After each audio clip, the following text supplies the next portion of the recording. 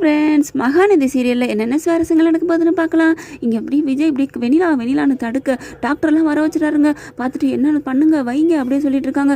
பாட்டி இவளுக்கு என்ன பண்ணணும், அதை செய்யுங்க எதை செய்யுங்கன்னு உட்கார வச்சு அப்படி தான் பண்ணுறாரு.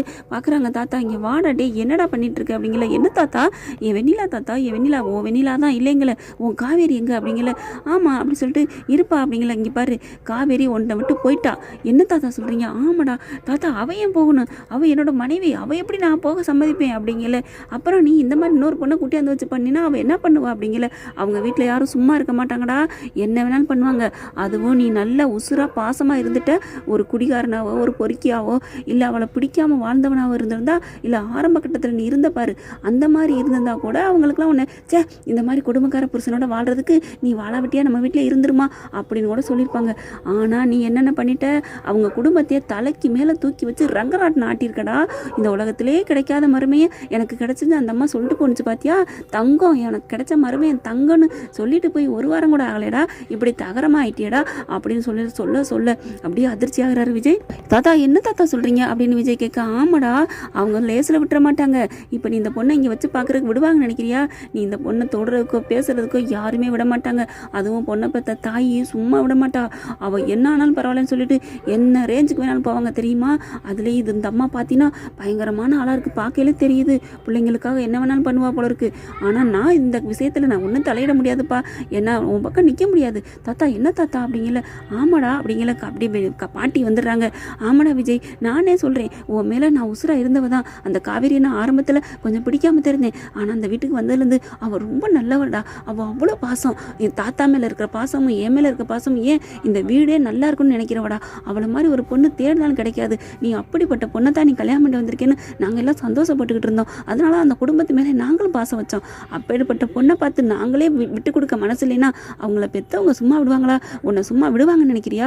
உண்டு இல்லைன்னு பண்ணிடுவாங்கடா, கோர்ட்டு கேஸுன்னு இழுத்து அழைச்சி எடுத்துருவாங்க அப்படிங்களா. ஐயோ பாட்டி நிறுத்துங்க அப்படின்னு கத்துறாரு விஜய்.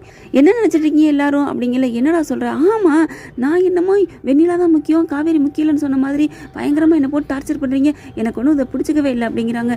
என்னடா சொல்கிற அப்படிங்கல. ஆமாம் நான் வெண்ணிலாவை எப்போ நான் முக்கியம்னு சொன்னேன், அவள் எனக்கு என்னோட விருந்தினராக இங்கே வந்து இருக்கா, அவ்வளோதான் தாத்தா, ப்ளீஸ் தாத்தா, அவளை எப்படி தாத்தா நான் விட முடியும்? இந்த வீட்டில் பாவமாக ஒரு ஜீவனாக இருக்கட்டும், அவளை குணப்படுத்திட்டு நான் மறுபடியும் கொண்டே அங்கேயே விட்டுறேன் அப்படிங்கல. அதை இப்போவே செய்யண்டா, அங்கே கொண்டே விடு, அப்புறம் வைத்தியம் பண்ணு. ஐயோ நான் வைத்தியம் பண்ணலைன்னு சொல்லலை, அதுக்கு காவேரியை போயிட்டாலே இப்போ காவேரி திரும்பி எங்கே போவேன், இந்த பொண்ணை வச்சுட்டு நீ குடும்பம் நடத்த போறியா? ஐயோ வாயை முடுங்க தாத்தா, வாயால் கூட அதை சொல்லாதீங்க அப்படிங்கல. தாத்தாவுக்கே உரைக்குது, என்னது வாயால் கூட சொல்லக்கூடாதுங்கிறானே. அப்போ விஜய் நீ வெண்ணிலாவை ஐயோ அவளுக்கு குணமாக்கணும் மட்டும்தான், இப்போவுமே காவேரி குட்டியாக இருந்தவளை வைக்கலைன்னா எனக்கு தெரியவே தெரியாது. அவள் பாவம் தாத்தா, எல்லாத்தையும் மறந்துட்டு விஜய்னு என்னை மட்டும் தான் நினச்சிட்டு இருக்கா.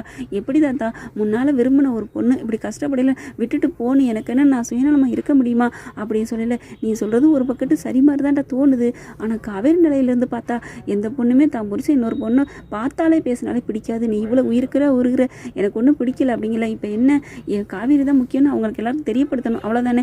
ஆமாண்டா அப்படிங்கிறாங்க. சரிங்க தாத்தா கிளம்புங்க, அவங்க வீட்டுக்கு போவோம் அப்படிங்கிறாங்க. என்னடா சொல்கிற, இந்த அக்ரிமெண்ட் தானே அவள் மனசை உறுத்துது. ஆமாப்பா அப்படிங்கிறாங்க. எங்கே அந்த அக்ரிமெண்ட் பேப்பர் அப்படின்னு போய் தேடி எடுக்க பார்க்குறாங்க. அதை பார்த்தா காணோம். ஐயோ காணுமே அப்படிங்கிறாங்க. எங்கடா போச்சு தெரியலையே தாத்தா அப்படிங்கிறாங்க.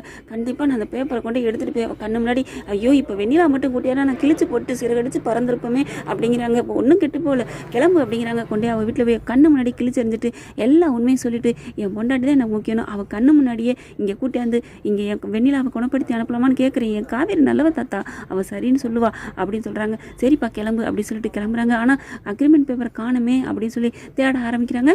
ஓகே ஃப்ரெண்ட்ஸ், பார்க்கலாம் அடுத்து என்ன நடக்க போகுதுன்னு. இந்த பதிவு உங்களுக்கு பிடிச்சிருந்துச்சுன்னா உங்கள் பொண்ணான கையில் ஒரு லைக்கை போட்டு சப்ஸ்கிரைப் பண்ணிடுங்க. Thank you friends.